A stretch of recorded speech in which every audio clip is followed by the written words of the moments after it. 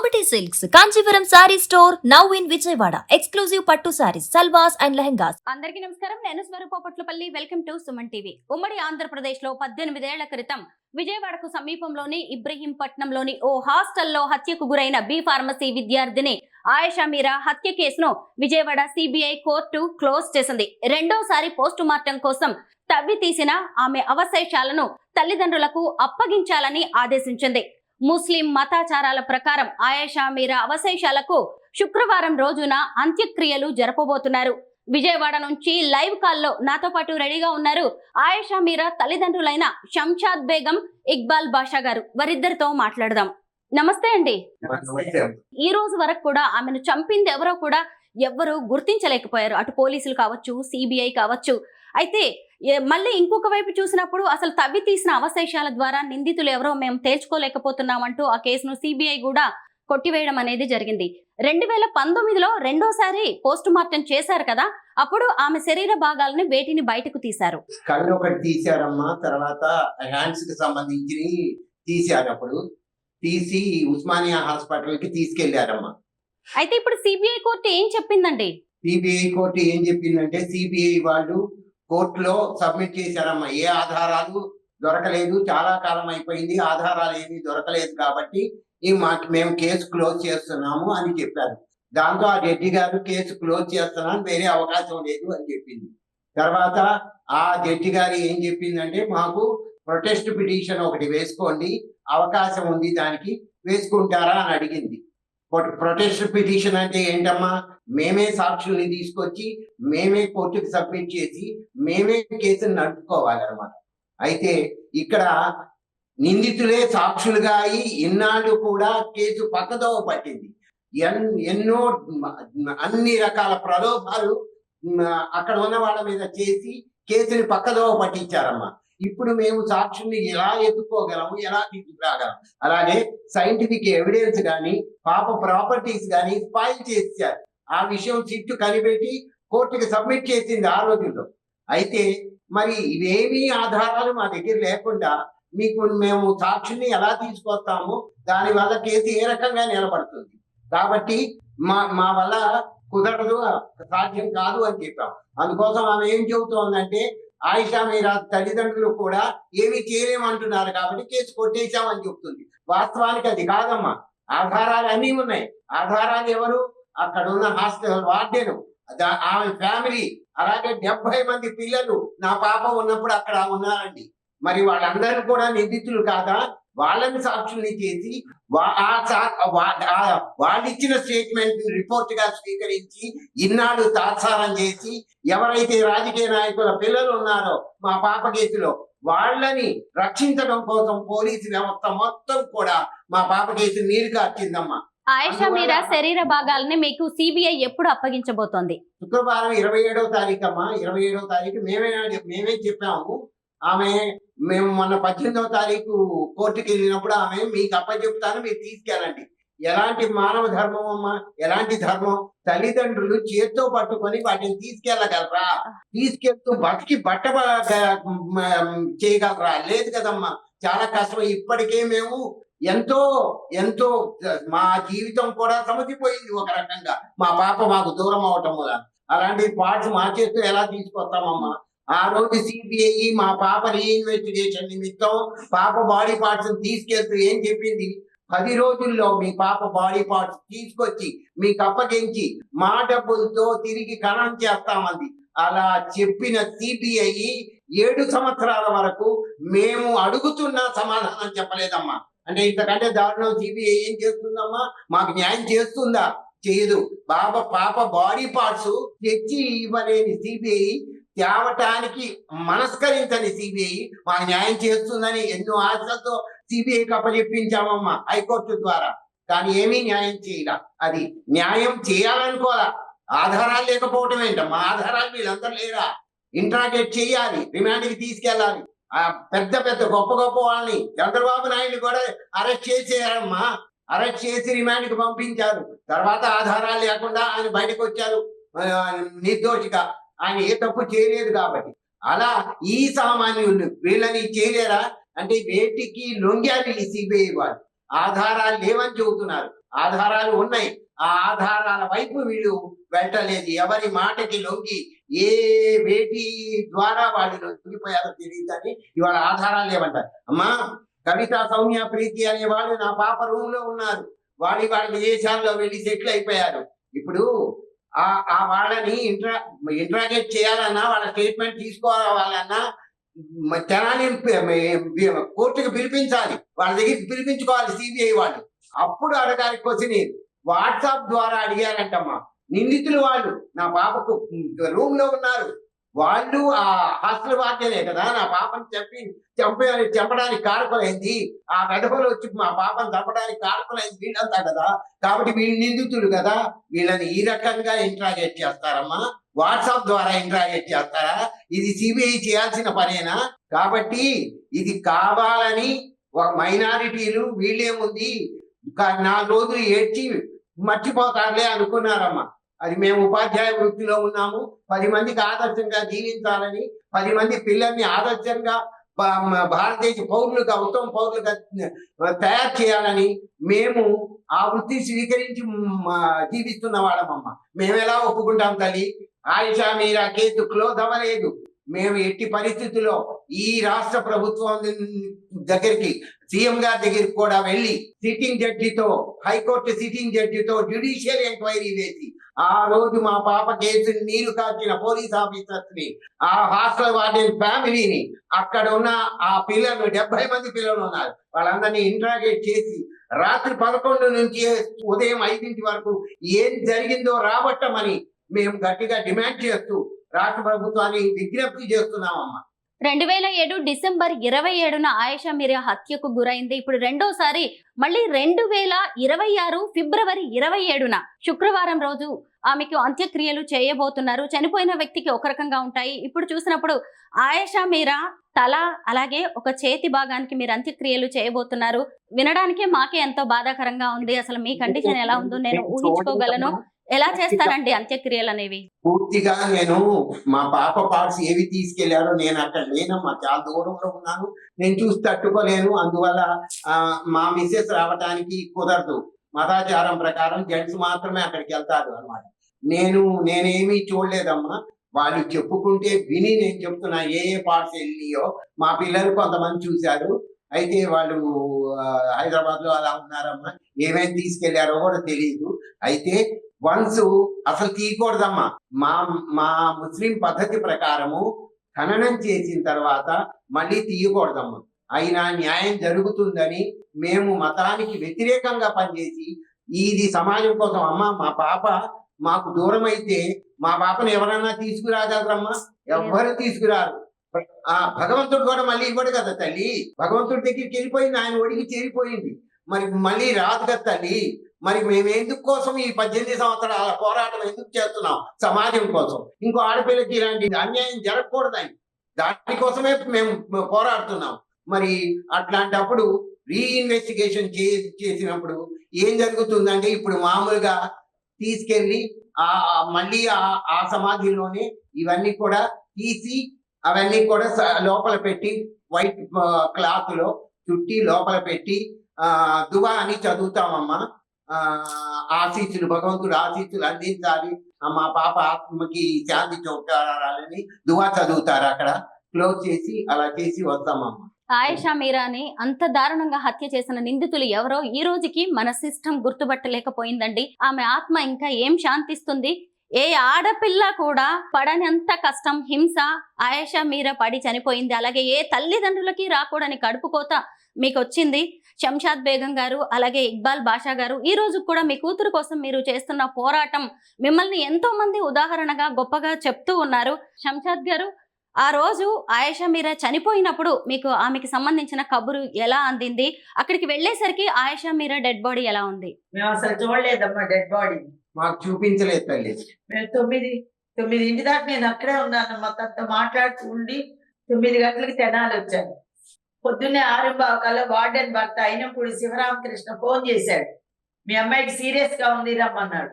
ఇదేంటి పొద్దునే? నేను అన్నాను రాత్రే కదండి దించింది, సీరియస్ గా ఉండటం ఏంటి అన్నా. ఇంకా ఫోన్ పెట్టేశాడు. రెండోసారి నేనే ఫోన్ చేశా ల్యాండ్ లైన్ నుంచి, రమ్మంటే రారేంటి అన్నాడు. మళ్ళీ ఫోన్ చేశా, ఏంటండి సీరియస్ గా ఉందా, ఎట్లా ఉంది మా పాప, హాస్పిటల్ అన్నా చేర్చారంటే రమ్మంటే రారేంటి అని ఫోన్ ఇసురుగా పెట్టేశాడండి. మేము కారు మాట్లాడుకొని మాకు తెనాలి విజయవాడ ఇబ్రహీంపట్నం మొత్తం 3 గంటలు పడుతుందండి. అక్కడ మా వాళ్ళందరూ కలిసి వెళ్ళే లోపల మొత్తం సీన్ ఆఫ్ ఎఫెన్స్ లేదండి. అందరు పైనుంచి కిందకి ఎక్కినాళ్ళు ఎక్కుతున్నారు, దిగినాళ్ళు దిగుతున్నారు. వెళ్ళి మా పాప రూమ్ ఎక్కడో నాకు తెలుసు, మా వారికి తెలియదు.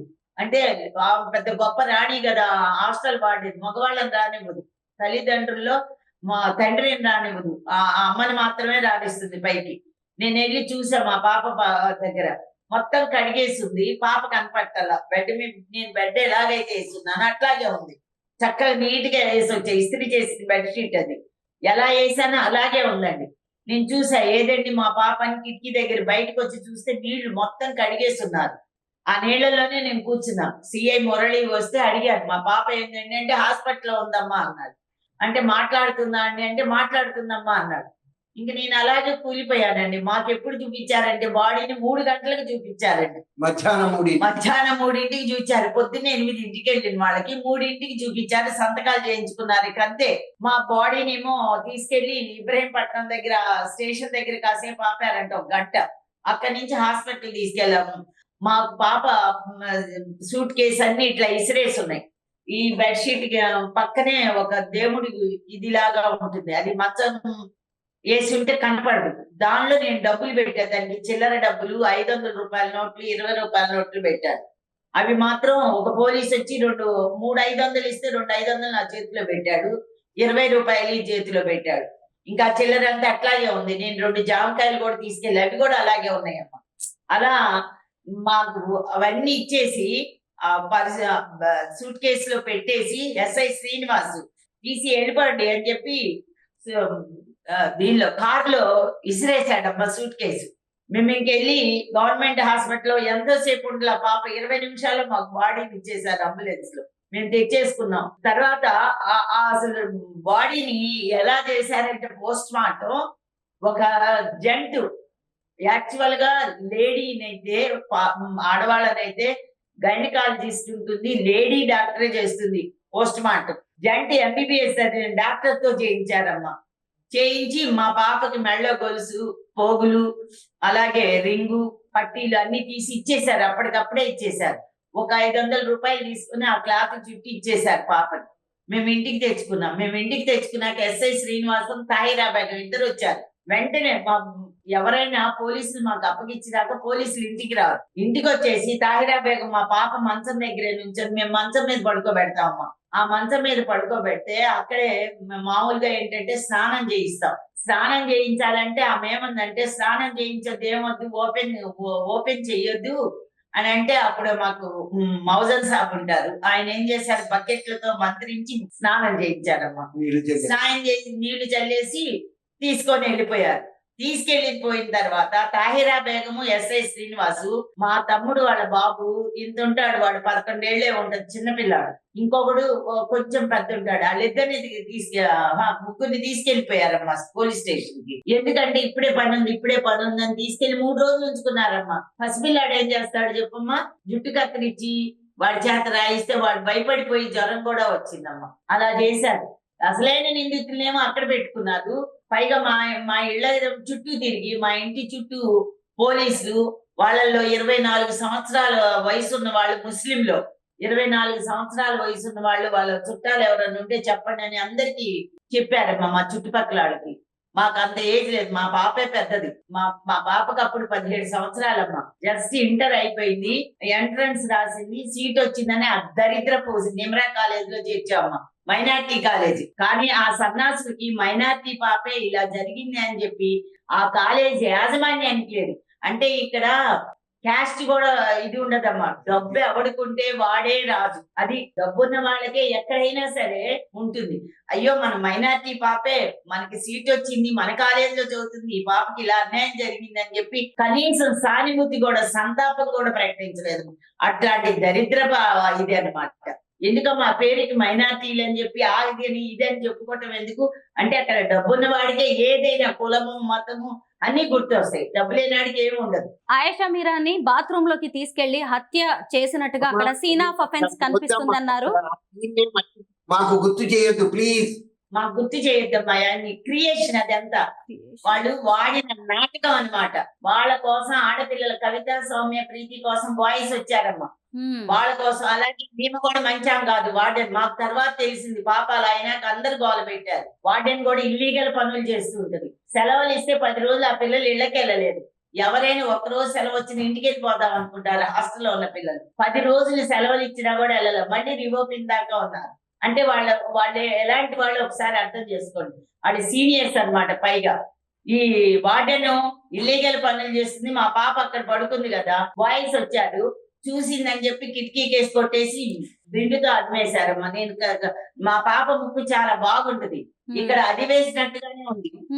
నేను చూశాను కానీ నేను తర్వాత నాకు అసలు ఇవన్నీ తెలియదు, ఎందుకు పోయిందో తెలియదు. మాకు 3వ రోజు ఫోన్ కాల్ వస్తేనే మాకు అర్థమైంది అనమాట, ఓహో ఇలాంటి పనులు ఇక్కడ చేస్తారా అని. మేము ఎప్పుడు కూడా ఆ ప్లేసు తెలియదు మాకు, ఆ ఊరు తెలియదు. మేము ఒక్క తెనాల్లోనే ఉంటాం, ఎక్కడికి పిల్లల్ని కూడా ఎక్కడికి పంపమమ్మా. మేము ఎక్కడికి వెళ్ళేవాళ్ళం కాదు. ఈనాడు దేశం అంతా తిరగాల్సిన పరిస్థితి ఏర్పడిందమ్మా. అలా చేశారు పాప కేసు.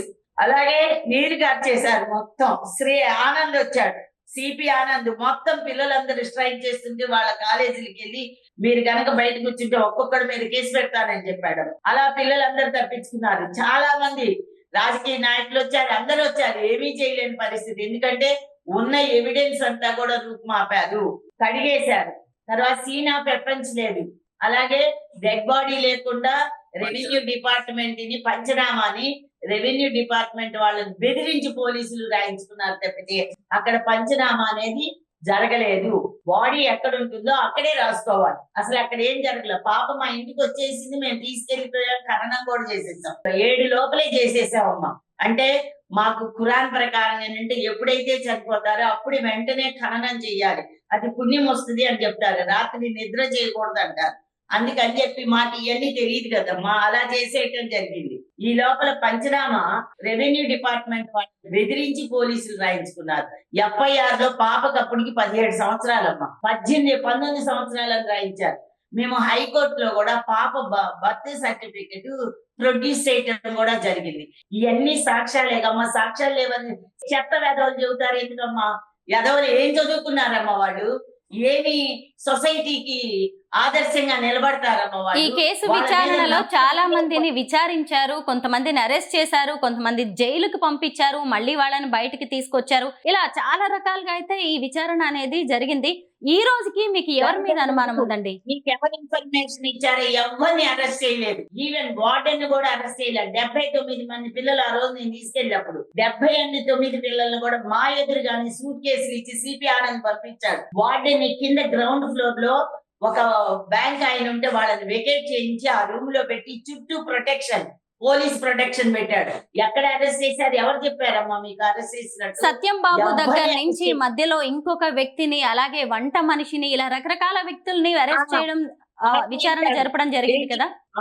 అసలైన నిందితుల్ని దాచిపెట్టుకొని ఒట్టి వాళ్ళని మాత్రం అరెస్ట్ చేశాడు, వాళ్ళని అరెస్ట్ చేశాడు. తర్వాత మేనమామ దూరం బంధువుని తీసుకొచ్చి చెయ్యాలని చేస్తే మేము ఊరుకోలేదు. వాళ్ళకి అసలు మాకు సంబంధం లేదు, అలాంటి వ్యక్తిని ఎందుకు చేస్తారని. తర్వాత లడ్డూని తెచ్చారు. లడ్డూని 14 రోజులు రిమాండ్ లో పెట్టి వాళ్ళు మన్మోహన్ సింగ్ అప్పుడు ప్రైమ్ మినిస్టర్ గా ఉంటే సైక్కులందరూ కలిసి వెళ్ళి ఆయన విడిపించుకున్నారు. వాళ్ళకి 25 లక్షలు ఇస్తామేమో, మీ అబ్బాయిని ఒప్పుకోమని వాళ్ళ నాన్నని బెదిరించారు. TV5 లో కూడా వచ్చింది అది. అలా ఒప్పుకోలే ఆయన. 25 లక్షలు వద్దు, నా కొడుకుని అరెస్ట్ చేయడానికి వీల్లేదని చెప్పి అలా వెళ్ళాడు. తర్వాత ఎవరో ఉపేంద్ర సింగ్ అని జగిత్యాల నుంచి ఎందుకో పని మీద వస్తే అతన్ని అరెస్ట్ చేశారు. వాళ్ళమ్మ అర్ధరాత్రి కమిషనర్ దగ్గరికి అలాగే జడ్జి దగ్గరికి వెళ్ళి అబ్బాయిని వదిలించుకుంది. చివరి ఆఖరికి సత్యబాబుని పెట్టారు. అవును, అనవసరంగా ఎక్కడో అనాసాగరం నుంచి ఇబ్రహీంపట్నం వస్తుంటే ఈ వార్డుని ఏం చేసి వచ్చింది, 6 తాళాలు మెయింటైన్ చేస్తుందని సిఐడి మాకు చెప్పాడు. సిఐడి కృష్ణంరాజు ఆయన మార్గదర్శి చిట్ ఫండ్ కంపెనీకి కూడా ఇచ్చేసాను నేను అని చెప్పాడు. ఇద్దరు రాజేంద్రనాథ్, సిఐడి కృష్ణంరాజు, వీళ్ళిద్దరు మమ్మల్ని ఎస్పీ ఆఫీసు లడహా దగ్గరికి పిలిపించి ఆయన చెప్పాడు, ఆవిడ వార్డెను 4 తాళాలు కాదు 6 తాళాలు మెయింటైన్ చేస్తున్నారు. ఎవరి కోసం 6 తాళాలు మెయింటైన్ చేస్తుందమ్మా ఆవిడ? ఆ రోజు కుక్కను కూడా లోపలే కట్టేసుకుంది. ఒక వైపు కరెంట్ ఉంది, ఒక వైపు కరెంట్ లేదు. అప్పుడు బీఈడి పిల్లలు ఉన్నారు, అందులో నా స్టూడెంట్ ఒక అమ్మాయి కూడా ఉంది. కరెంట్ తీసేశారు వాళ్ళకి. ఇలా చేసిందండి. వాళ్ళని ఏమైనా అరెస్ట్ చేశారా చెప్పమ్మా? అమాయకులను అరెస్ట్ చేయడానికి సిద్ధపడ్డారు వాళ్ళు. తర్వాత మళ్ళీ సిట్టి మేము కోరుకుంటే, చంద్రబాబు నాయుడు గారు ముఖ్యమంత్రిగా ఉన్నప్పుడు ఆయన కోరుకుంటే, అప్పుడు డీజీపీ అయినటువంటి సాంబశివరావు గారు సిట్టినేశారు. సిట్టినేస్తే ఎన్ని నాటకాలు ఆడిందో అన్ని నాటకాలు ఆడింది వార్డెన్. అసలు నార్కో అనాలిసిస్ అంది. అంతకు ముందే నార్కో అనాలిసిస్ గురించి రాకముందే హైకోర్టు, మంది కంబైన్ స్టేట్, అప్పుడు హైకోర్టులో నార్కో అనాలిసిస్ చేయండి వీళ్ళందరికీ అని చెప్పి కోర్టు ఇస్తే ఏసీపీ విజయ్ కుమార్ దాచేశాడు ఆ మొత్తాన్ని. వాళ్ళని విచారణకి పంపలేదు. అందుకే భగవంతుడు ఆయన పైకి తీసుకుపోయారు. తర్వాత అలా అయిన తర్వాత సిట్టినేస్తే సిట్టులో మా పాప ప్రాపర్టీ కోర్టులో ఉందమ్మా. ఒక కేసు కోర్టులో నడుస్తున్నప్పుడు ప్రాపర్టీని చాలా జాగ్రత్తగా ఉంచాలి. అలా జాగ్రత్తగా ఉంచకుండా సుబ్బారెడ్డి, పద్మ, కుమార్ అనే ముగ్గురు కలిసి ప్రాపర్టీ మొత్తం స్పాయిల్ చేశారు. ఇది సిట్టు తన దర్యాప్తులో తేల్చి హైకోర్టుకి చెప్పింది. మరి ఆ విధంగా అయినా మీరు సిబిఐ వాళ్ళ కేసు నిర్ధారణ చేసుకోవచ్చుగమ్మా. అక్కడి నుంచి విచారణ జరపచ్చుగా. అక్కడ కడిగేసింది ఎవరు? సీన్ ఆఫ్ వెపన్స్ లేకుండా చేసింది ఎవరు? బాడీ లేకుండా పంచనామా చేసింది ఎవరు? అలాగే పాప ప్రాపర్టీని ఎందుకు స్పాయిల్ చేశారు? ఇవన్నిటి నుంచి సిబిఐ రాబట్టుకోవాలా? వాడు సిబిఐ, మనం సిబిఐ కాదు. మరి ఈ విషయాలన్నీ నాకు ఎలా తెలుసమ్మా? కనీసం మాకున్నటువంటి జ్ఞానం కూడా వాళ్ళకి లేదా, నాలెడ్జ్. కావాలని చేయటం, కావాలని కేసు నీరు గార్చేసి ఎవరు చెప్పారో, ఏమి వాళ్ళకి ముట్ట చెప్పారో మాకైతే తెలియదు. కానీ నీరు గార్చి ఏ ఆధారాలు దొరకలేదని సజావుగా కోర్టుకు సబ్మిట్ చేసి కేసును కొట్టేయడానికి ప్రయత్నించారని క్లూస్ టీమ్ చెప్పింది. ఇక్కడ ఏ ఫింగర్ ప్రింట్స్ లేవు, కడిగేశారు. సీన్ ఆఫ్ వెపన్స్ లేదు, డెడ్ బాడీ లేదు. బంగారు తల్లి ఆయేషా మీరా, మీరు ఎంతో అల్లారు ముద్దుగా పెంచుకున్నారు, కానీ కలలో కూడా ఊహించని ఘటన జరిగింది. ఆయేషా మీరా ఫొటోస్ ఏమైనా ఉన్నాయా? చూపిస్తారా? ఉన్నాయమ్మా. ఇది మొన్న అదే అప్పుడు 17 ఏళ్ళమ్మా. అప్పటికి కాలేజ్ చేరేటప్పుడే దిగింది. ఇది అక్టోబర్ 24th జాయిన్ చేసామమ్మా. అప్పటి ఫోటోని. ఇదేమో పాండిచేరిలో బడ్డమ్మా. 165 కంట్రీస్ యొక్క మట్టి తెచ్చి బడ్డెలాగా తయారు చేస్తారు. ఆరోవిల్లిలో దిగిందమ్మా. ఇది చిన్నప్పుడు 4 years అప్పుడు. ఇది సెకండ్ బర్త్డే అమ్మా. ఫస్ట్ బర్త్డే అయిపోయింది, సెకండ్ బర్త్డే. పుట్టినరోజు ఎప్పుడండి ఆయేషా మీరా? బర్త్డే ఎప్పుడు? June 21st అమ్మా. June 21st అమ్మా. ఇంకో విషయం ఏంటంటే బేనజీర్ భుట్టో బర్త్డే కూడా June 21st అమ్మా. ఓహో, బెనజీర్ భుట్టో పుట్టినరోజునే ఆయేషా మీరా పుట్టిందా? అలాగే ఇద్దరు December 27th దూరం అయ్యారమ్మా. అయ్యో, అవునా? అవునమ్మా. ఈ కోఇన్సిడెన్స్ ఉంది. మా పాప సోలు ఊరికే రాలేదు తల్లి. ఏదో నిజాన్ని, ఏదో సత్యాన్ని సమాజానికి తెలియజేయడం కోసమే వచ్చింది. అందుకోసం అలాంటి సోలమ్మ కిందకు వచ్చింది. ఏపీ సీఎం చంద్రబాబు నాయుడు గారిని మీరు కలవబోతున్నారు కదా, ఆయేషా మీరా కేసుకి సంబంధించి ఏం మాట్లాడాలనుకుంటున్నారు ఆయనతో? మేము ఆయనతో ఒక రిక్వెస్ట్ చేస్తున్నాము. ఏంటి అంటే, ఎట్లాగో ఈ కేసులో సిబిఐ చేసింది చేతగాంతనం అమ్మ.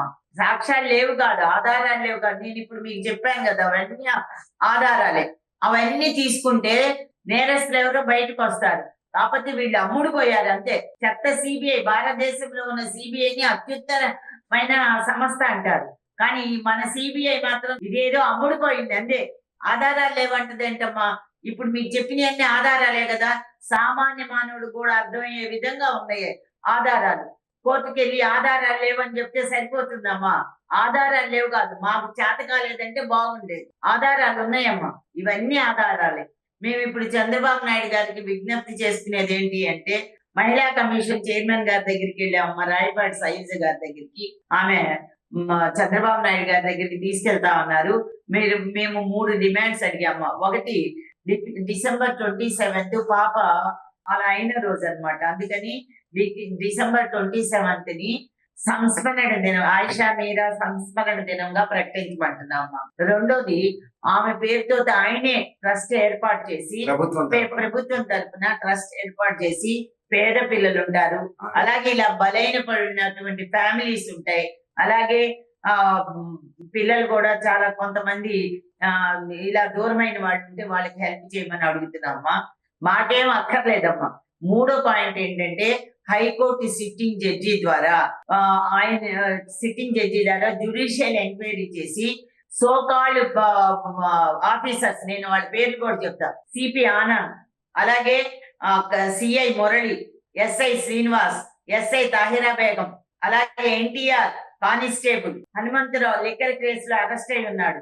వీళ్ళందరినీ విచారించి అరెస్ట్ చేసి, అలాగే వార్డెన్ కోనేరు పద్మ, వాళ్ళ హస్బెండ్ అయినంపూడి శివరామకృష్ణ, కవిత, సౌమ్య, ప్రీతి, అబ్బూరి గణేష్, చింతాపవన్ లేండి, రాజేష్, కోనేరు సతీష్, కోనేరు సురేష్, వీళ్ళందరిని అరెస్ట్ చేస్తే 11 నుంచి 5 దాకా ఏం చేశారో, వీళ్ళు ఎలా పనిచేశారో అవన్నీ కూడా నిజాలు రాబట్టుకోవటం జరుగుతున్నాం. మేము మొదటి నుంచి సిబిఐ కూడా చెప్తున్నా కూడా వినిపించుకోరా. అరణ్య రోజులైంది తప్పితే ఆధారాలు లేవని చెప్తారేంటమ్మా? ఇవన్నీ ఆధారాలే కదా. ఒక్క వార్డెన్ అరెస్ట్ చేసి రిమాండ్ కి పంపిస్తే అక్కడి నుంచే నిజాలు వస్తాయమ్మా. అందుకని మేము ముఖ్యమంత్రి గారికి వీళ్ళ విజ్ఞప్తి చేస్తున్నామమ్మా. ఈ 3 విషయాలు ఆయనకు విన్నవించుకొని ఆయనే న్యాయం చేయాలమ్మా.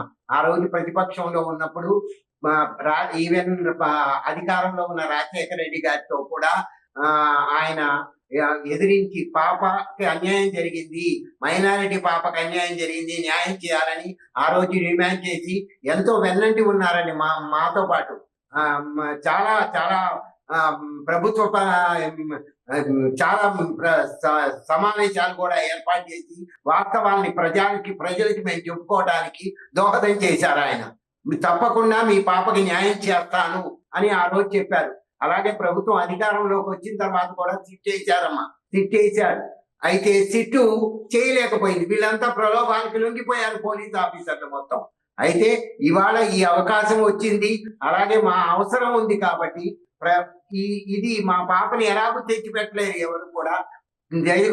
సమాజం కోసం, సమాజంలోని ఆడపిల్లల కోసం న్యాయం చేయమని ఎవరైతే నీళ్లు కార్చారో ఆ పోలీస్ ఆఫీసర్స్ ని, అలాగే ఆ హాస్టల్ వార్డెన్ ఫ్యామిలీని, ఆ కవిత, సౌమ్య, ప్రీతి వీళ్ళందరినీ కూడా, అలాగే ఆ చింతాపవన్ వీళ్ళందరినీ కూడా ఇంట్రాగేట్ చేసి రిమాండ్ కి తీసుకుని ఇంట్రాగేట్ చేసి రాత్రి 11 దగ్గర నుంచి 5 వరకు వాళ్ళు ఏం చేశారు, ఏ రకంగా ఆధారాలను తుడిచేయటానికి ప్రయత్నించారు అని తెలుసుకోవాలని ఒక సిట్టింగ్ హైకోర్టు జడ్జి ద్వారా జ్యుడిషియల్ ఎంక్వైరీ చేయించాలని ఆయన్ని విజ్ఞాపన చేసుకోవాలనుకుంటున్నామమ్మా. ఆయన కలిసి కొందరు రాక్షసుల చేతుల్లో మీ బిడ్డ బలైపోయినా ఆమె పేరు మీద ట్రస్ట్ ఏర్పాటు చేసి ఎంతో మందికి సాయం చేయాలని కోరుకుంటున్న మీ మనసు ఎంతో గొప్పదండి. ఇప్పటి వరకు చాలా లేట్ అయింది అసలు ఆయేషా మీరాకి న్యాయం జరగడం అనేది. అయినా సరే ముందైనా సరే ప్రాపర్ గా విచారణ జరిపి అసలు నిందితులు ఎవరు, ఎందుకు ఆమెను పొట్టన పెట్టుకున్నారు అనేది తేల్చాల్సిన బాధ్యత మన ప్రభుత్వాల మీద, మన న్యాయ వ్యవస్థ మీద, పోలీస్ వ్యవస్థ మీద ఉందని కోరుకుంటున్నాం. థ్యాంక్ యూ సో మచ్ అండి.